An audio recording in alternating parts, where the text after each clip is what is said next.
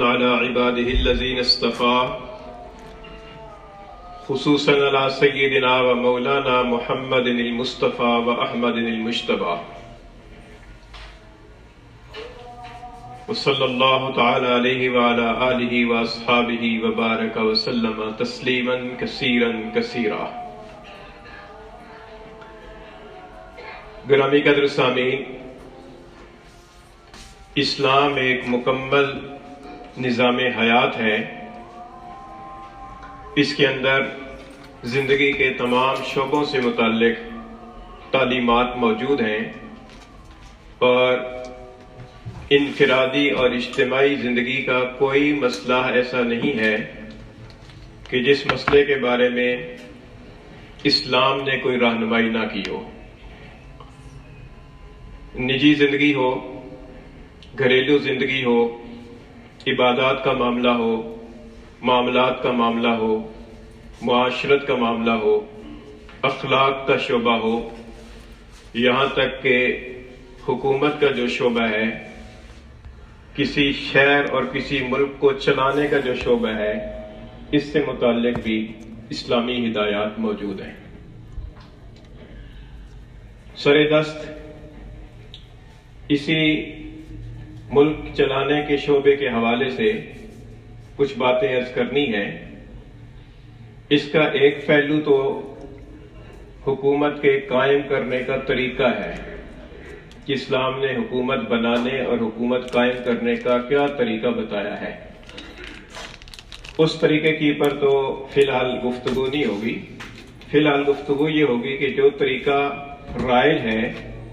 اس رائج طریقے کے اندر ہم انفرادی سطح پر اپنی ذات کی حد تک کس طرح کا کردار ادا کرنے کے پابند ہیں. چونکہ موجودہ دور کے اندر بہت سارے ممالک کے اندر انتخابات کے ذریعے سے ایک اکثریتی جماعت کی حکومت قائم کرنے کا طریقہ رائج ہے اور چلا ہوا ہے. یہ طریقہ اسلامی تعلیمات کے عین مطابق بھی نہیں ہے اور اسلامی تعلیمات کے اعتبار سے کوئی مثالی طریقہ نہیں ہے، کیونکہ اسلامی اعتبار سے اور طریقے حکومت قائم کرنے کے بتائے گئے ہیں جو خلافت راشدہ کے دور کے اندر ہمارے سامنے آتے ہیں. حضرات خلفائے راشدین کے طرز عمل سے اور ان کے طرز انتخاب سے پتہ چلتا ہے کہ حکومت کس طریقے سے قائم کرنی چاہیے اور کس طریقے سے بنانی چاہیے. لیکن چونکہ ایک طریقہ رائج ہے اور اسی رائج طریقے کے اوپر چل کر ہی اس کی اصلاح ہو سکتی ہے، اس لیے موجودہ دور کے اندر اہل علم حضرات فرماتے ہیں کہ اسی طریقے کو غنیمت سمجھا جائے کہ اگرچہ اس کے اندر بہت ساری خرابیاں ہیں اور بہت سارے اصلاح کے پہلو ہیں، لیکن سر دست اس اعتبار سے کہ حکومت قائم نہ ہو اور خانہ جنگی اور آپس میں ایک دوسرے کے ساتھ لوٹ کسوٹ کا معاملہ ہو، اس کی بجائے بہتر یہ ہے کہ اسی چلے ہوئے طریقے کے مطابق کوئی حکومت بن جائے. اس حکومت کے بنانے کا جو طریقہ رائج ہے وہ طریقہ ہے انتخابات کے ذریعے سے. اور انتخابات کے اندر ایک عام آدمی جو بالکل ایک عام سطح کی پر رہ رہا ہے، اور وہ خواہ تعلیم یافتہ ہو یا غیر تعلیم یافتہ ہو، وہ چاہے عالم ہو یا غیر عالم ہو، اور اس کو ملکی مسائل کا کوئی شعور ہو یا نہ ہو، اسے ملکی مسائل کے چلانے کا کوئی تجربہ ہو یا نہ ہو، ایک بالکل عام سطح کی پر رہنے والا جو آدمی ہے، اس کو بھی اس کے اندر رائے دینے کا اختیار حاصل ہے اور رائے دینے کے لیے اس کو مطالبہ کیا جاتا ہے کہ اس موقع کی پر وہ اپنی رائے پیش کرے. اس لیے اہل علم حضرات نے فرمایا ہے کہ اس موقع کی پر رائے دینے کا جو طریقہ ہے، اور وہ رائے دینے کا طریقہ ہے ووٹ کے ذریعے سے اپنی رائے کا استعمال کرنا. ووٹ کے بارے میں اہل علم حضرات کا فرمانا یہ ہے کہ اس کی کئی حیثیتیں ہیں. اس کی ایک حیثیت تو قومی امانت کی ہے. قومی امانت اس کو کیوں کہا جاتا ہے؟ اس لیے کہ جب کوئی آدمی ووٹ ڈالتا ہے اور اس ووٹوں کے نتیجے کے اندر ہی کوئی جماعت جو ہے وہ حکمران بنتی ہے، اور جب وہ کوئی جماعت حکمران بنتی ہے تو اس جماعت کے حکمران بننے کے بعد اس کے اچھے یا برے فیصلے جو بھی ہوتے ہیں، ان سارے فیصلوں سے ساری قوم متاثر ہوتی ہے. اچھے فیصلے ہیں تب بھی پوری قوم متاثر ہوتی ہے، اور اگر کوئی غلط فیصلہ ہے تو اس سے بھی پوری قوم متاثر ہوتی ہے. تو چونکہ پوری قوم متاثر ہو رہی ہے اور اس پوری قوم کے متاثر ہونے کا بالواسطہ سبب وہ ووٹ دینے والا شخص بھی ہے، اس لیے کہا جاتا ہے کہ یہ ووٹ قومی امانت ہے. جب یہ امانت کا لفظ آ گیا ہے تو امانت کے اندر پھر آپ کو معلوم ہے کہ اللہ تعالیٰ کا ارشاد ہے کہ ان اللہ یامرکم ان تؤدوا الامانات الی اہلہا، کہ اللہ تعالیٰ تمہیں حکم دیتا ہے کہ امانت ان کے اہل لوگوں کی سپرد کرو. جس سے یہ معلوم ہو جاتا ہے کہ یہ ووٹ دینا یہ خالصتاً کوئی دنیاوی یا سیاسی معاملہ نہیں ہے، بلکہ یہ ایک اعتبار سے دینی معاملہ بھی ہے. تو اس کو دینی حیثیت سے اور شرعی اعتبار سے اور اسلامی تعلیمات کی روشنی کے اندر اس کو دیکھا جائے کہ یہ کیا معاملہ ہے. اس اعتبار سے سب سے پہلی حیثیت اس کی بنتی ہے کہ یہ امانت ہے، اور امانت جو ہے وہ اہل لوگوں کے سپرد کرنی چاہیے. تو لہذا آدمی کو سوچ سمجھ کر قدم اٹھانا چاہیے اور اسے سوچ کر رائے دینی چاہیے اور کہ وہ کس کے حق میں رائے استعمال کر رہا ہے، اور اس شخص کے بارے میں جس کے بارے میں وہ رائے دے رہا ہے کہ یہ اس منصب کا اہل ہے، اس کے بارے میں اس سے کتنی معلومات ہیں اور کتنی معلومات ہیں اور وہ اس کے بارے میں کیا تجربہ رکھتا ہے، وہ آیا اس عہدے کا اہل ہے یا نہیں ہے، اس کی صلاحیت اس کے اندر موجود ہے یا نہیں ہے، اس کے اندر امانت داری کی وہ مطلوبہ وصف اور صفت موجود ہے یا نہیں ہے. اس چیز کو مد نظر رکھنا ضروری ہے. دوسری حیثیت ووٹ کے بارے میں علماء نے فرمایا کہ اس کی حیثیت ہے سفارش کی. جیسا کہ گزشتہ جمعے پر بھی میں نے اجمالی طور پر عرض کیا تھا، اللہ تعالیٰ ارشاد فرماتے ہیں کہ وَمَن يَشْفَعْ شَفَاعَةً حَسَنَةً يَكُن لَّهُ نَصِيبٌ مِّنْهَا وَمَن يَشْفَعْ شَفَاعَةً سَيِّئَةً يَكُن لَّهُ كِفْلٌ مِّنْهَا، کہ جو آدمی اچھی سفارش کرے گا تو اسے اس میں سے حصہ ملے گا، اس کی اچھائی کا حصہ ملے گا، اور جو آدمی کوئی بری سفارش کرے گا، نااہل شخص کے بارے میں سفارش کرے گا، تو اسے اس میں سے بھی حصہ ملے گا. تو لہذا یہ ایک معاملہ ہے کہ یہ پوچھا جا رہا ہے کہ ایک شخص جو ہے وہ فلاں عہدے کی پر جانا چاہتا ہے، اس کا متمنی ہے، تو ہم کس کے بارے میں سفارش کر رہے ہیں؟ ووٹ کے ذریعے سے ہم کس شخص کے بارے میں سفارش کر رہے ہیں کہ اس کو وہ عہدہ سپرد کیا جائے. کئی افراد متمنی ہیں ایک ہی سیٹ کے اوپر، کئی افراد اس کو چاہتے ہیں کہ اس سیٹ تک پہنچیں، تو اس کے پہنچنے کا جو طریقہ ہے وہ میری اور آپ کی سفارش کے ذریعے سے وہ پہنچ سکتا ہے. تو ہمیں یہ سوچنا پڑے گا کہ ہم کس کے حق میں سفارش کر رہے ہیں، وہ آیا اس کی اہلیت رکھتا ہے یا نہیں رکھتا، امانت و دیانت کے اعتبار سے اس مطلوبہ معیار پر ہے یا نہیں ہے. تو اس اعتبار سے اس کی حیثیت دوسری سفارش کی حیثیت ہے. تیسری حیثیت اس کی علماء نے فرمایا کہ یہ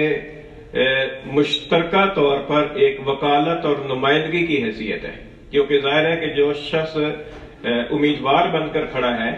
تو وہ اس عہدے کی پر جا کر اس علاقے کے جتنے بھی افراد ہیں ان سارے افراد کا گویا کہ نمائندہ بنے گا. تو اس نمائندگی کے لیے یہ پوچھا جا رہا ہے کہ یہ آدمی کون سا آدمی ایسا ہے کہ جو تمہاری نمائندگی صحیح طریقے سے کر سکتا ہے، تمہارا صحیح طریقے سے وکیل بن سکتا ہے. ہم اگر کسی نجی معاملے کے اندر، کسی مقدمے کے اندر کسی کو وکیل بنانا چاہیں تو ہم کون سے وکیل کو منتخب کریں گے؟ اسی وکیل کو ہم منتخب کریں گے کہ جو وکیل ایک تو قانونی ماہر ہو اور دوسرا یہ ہے کہ وہ امانت و دیانت رکھتا ہو. یہ نہ ہو کہ قانونی منہ شگافیوں کے اندر آ کر تو وہ ہمارا نقصان کر بیٹھے، بلکہ وہ ایسا ہو کہ وہ قانونی ماہر ہونے کے ساتھ ساتھ خیرخواہ بھی ہو اور وہ اس معاملے کے اندر مخلص ہو. تو اس اعتبار سے یہ جو نمائندگی ہے، اس نمائندگی کے لیے جو انتخاب ہو رہا ہے کہ ہم میں اختیار دیا جا رہا ہے کہ اس کو منتخب کرنا ہے، تو ہم نے یہ سوچ سمجھ کر منتخب کرنا ہے کہ کون آدمی جو ہے وہ پورے اس علاقے کے لوگوں کے لیے نمائندگی کی اہلیت رکھتا ہے اور کس کو نمائندہ بنانا چاہیے. یہ ایک مشترکہ معاملہ ہے. جیسے چھوٹی سطح کی پر آپ دیکھ لیں کہ کسی جرگے کے اندر یا کسی گاؤں دیہات کے اندر کسی معاملے کا سرپنچ بنانے کے لیے یہ پوچھا جائے کہ فلاں دو آدمی ہیں، 3 آدمی ہیں، ان میں سے کس کو سرپنچ بنایا جائے، تو ظاہر ہے کہ آدمی سوچ سمجھ کر فیصلہ کرتا ہے کہ یار اس نے آگے فیصلہ کرنا ہے تو اس کی پر اعتماد ہوگا تو اس کے بارے میں آدمی رائے دے گا. تو یہ چیز تیسری اس کی حیثیت یہ بنتی ہے. اور چوتھی حیثیت علماء کرام نے فرمایا کہ اس کی حیثیت شہادت کی ہے،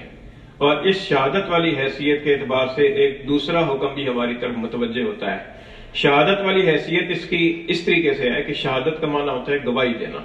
تو اگر کوئی آدمی جو ہے وہ کسی جگہ پر پہنچنے کے لیے اسے کسی کی گواہی کی ضرورت ہے، تو اگر مثال کے طور پر کسی جگہ کسی کا مقدمہ چل رہا ہے اور اس مقدمے کے اندر کسی فریق کا گواہی جب تک نہ ہو تو اس وقت تک کوئی معاملہ آگے چلتا نہیں ہے، تو گواہوں کا پہنچنا اور چشمدید لوگوں کا پہنچنا ضروری ہے کہ وہ اس کے بارے میں صحیح گواہی دیں۔ ویسی صورت کے اندر